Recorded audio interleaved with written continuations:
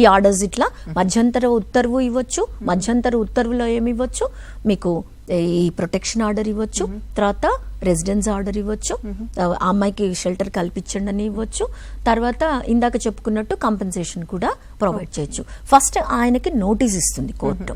ప్రతి దానిలో ముఖ్యం ఏంటంటే జస్ట్ బికాజ్ ఈ అమ్మాయి కేసు ఫైల్ చేసింది అని ఇమ్మీడియట్ గా ఎవరు ఒక డెసిషన్ తీసుకోరు.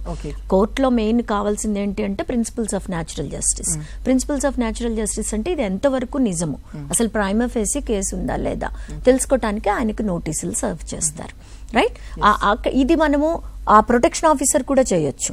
ప్రొటెక్షన్ ఆఫీసర్ దగ్గర ఎప్పుడైతే ఈ అమ్మాయి వెళ్ళి ఒక కంప్లైంట్ ఇస్తుందో ఆయన ఆ మనిషికి ఎవరి మీద అయితే రెస్పాండెంట్ అంటున్నాం కదా ఆయనకి ఇచ్చి 2 రోజుల్లో నువ్వు దీనికి ఈ అమ్మాయి ఇట్లా నీ మీద కంప్లైంట్ ఇచ్చింది దీనికి ఆన్సర్ ఇవ్వు అని వీటన్నిటినీ కంపైల్ చేసి కోర్టులో ఈయనే ఫైల్ చేయొచ్చు.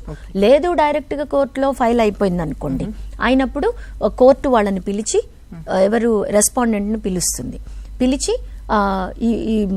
ఏంటి నువ్వు చెప్పుకునేది ఏదన్నా ఉందా అని వాళ్ళు చెప్పుకునేది కూడా కోర్టులో వేసి ప్రిలిమినరీ హియరింగ్ అంటాం దాన్ని.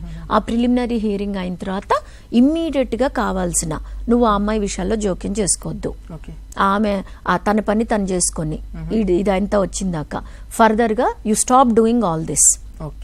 చాలా చోట్ల ఏంటి అంటే ఆమె ప్రాపర్టీలోకి ఇంటర్ఫీర్ అయిపోయి తనని అసలు బ్యాంకు ఇన్స్ట్రక్షన్స్ ఇచ్చేస్తారు, ఆమె డ్రా చేసుకోవటానికి వీల్లేదు, అది లేదు ఇది లేదు, వాటన్నిటినీ విత్డ్రా చేసేస్తూ తన జాయింట్ అకౌంట్ ఉందనుకోండి, భార్యాభర్తలు మంచిగా ఉన్నప్పుడు జాయింట్ అకౌంట్ ఓపెన్ చేసుకున్నారు, జాయింట్ అకౌంట్ లో ఇంతవరకు అమౌంట్ ఈమె డ్రా చేసుకునే అవకాశం,